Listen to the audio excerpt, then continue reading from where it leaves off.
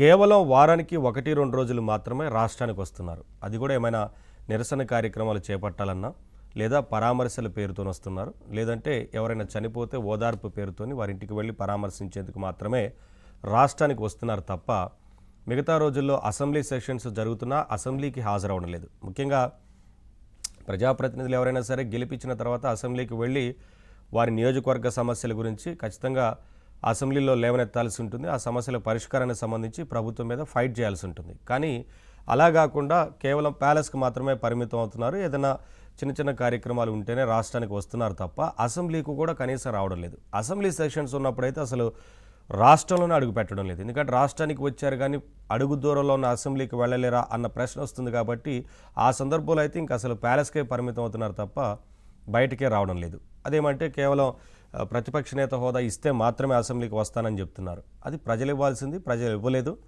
ప్రజలు కేవలం 11 స్థానాలకు మాత్రమే పరిమితం చేశారు. కాబట్టి ఆ బాధ్యతను నిర్వర్తించాల్సిన అంటే వారి మీద ఉంది ఆ బాధ్యత. అయినప్పటికీ కనీసం పులివెందుల నియోజకవర్గానికి న్యాయం చేసేందుకు, ఆ సమస్యలైనా సరే ప్రస్తావించేందుకు కూడా అసెంబ్లీకి రాకపోవడం కొంత పెద్ద ఎత్తున విమర్శలు వచ్చాయి.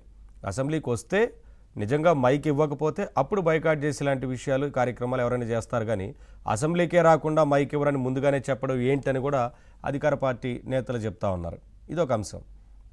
ఇలా పార్ట్ టైం పాలిటిక్స్ అంటే కేవలం ఎవరైనా చనిపోయినప్పుడు ఓదార్పు యాత్ర, లేదంటే అక్కడికి వెళ్ళి పరామర్శ పేరుతోని వెళ్ళడం, లేదంటే నిరసన కార్యక్రమానికి పిలుపునివ్వడం. కొన్ని సందర్భాల్లో నిరసన కార్యక్రమాలకు పిలుపునిచ్చినా సరే కేవలం బెంగళూరులో ఉండి అక్కడి నుంచి ఆపరేట్ చేసి, అంటే అక్కడి నుంచి కేవలం సజ్జల, వారి పార్టీకి సంబంధించిన కీలక నేత సజ్జలకు మాత్రం బాధ్యతలు ఇచ్చి ఆయన బెంగళూరు వెళ్ళిపోయారు నిరసన కార్యక్రమాలు చూసుకోమని. వారి పార్టీ అధినేత మాత్రం ధర్నాల్లో పాల్గొనరు, కేవలం వారి కార్యకర్తలు పాల్గొనాలి. అది కూడా సజ్జల వారికి మాత్రం మొత్తం బాధ్యతలు ఇచ్చిన నేపథ్యంలో పార్టీ ఎటువైపు వెళ్తుందన్న చర్చ కూడా వారి పార్టీలోనే జరిగింది. సజ్జలకు చాలా బాధ్యతలు ఇవ్వడం పట్ల పార్టీలో కొంత అసంతృప్తి వచ్చింది.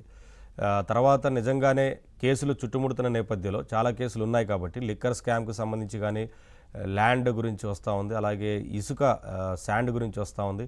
ఇలా చెప్పుకుంటూ పోతే కేసులు చాలా వస్తున్నాయి. అతి దగ్గరగా లిక్కర్ స్కామ్ వచ్చింది. ఇవన్నీ చూస్తుంటే జైలుకు వెళితే సజ్జలకు పార్టీ బాధ్యతలు అప్పగిస్తారా అన్న చర్చ ఆ పార్టీలో జరుగుతూ ఉంది. దానికి కూడా కొంతమంది నేతలు అసంతృప్తిగా ఉన్నట్లుగా తెలుస్తూ ఉంది. చాలా కారణాలు ఉన్నాయి వాటన్నిటికీ. వీటన్నిటి మీద వాటి డిబేట్లో మాట్లాడదాం. డిబేట్లో పాల్గొంటున్నారు పెద్దిరెడ్డి రవికిరణ్ గారు, బీజేపీ అధికార ప్రతినిధి, అలాగే సాహిబ్ గారు, టీడీపీ అధికార ప్రతినిధి, అలాగే తురగ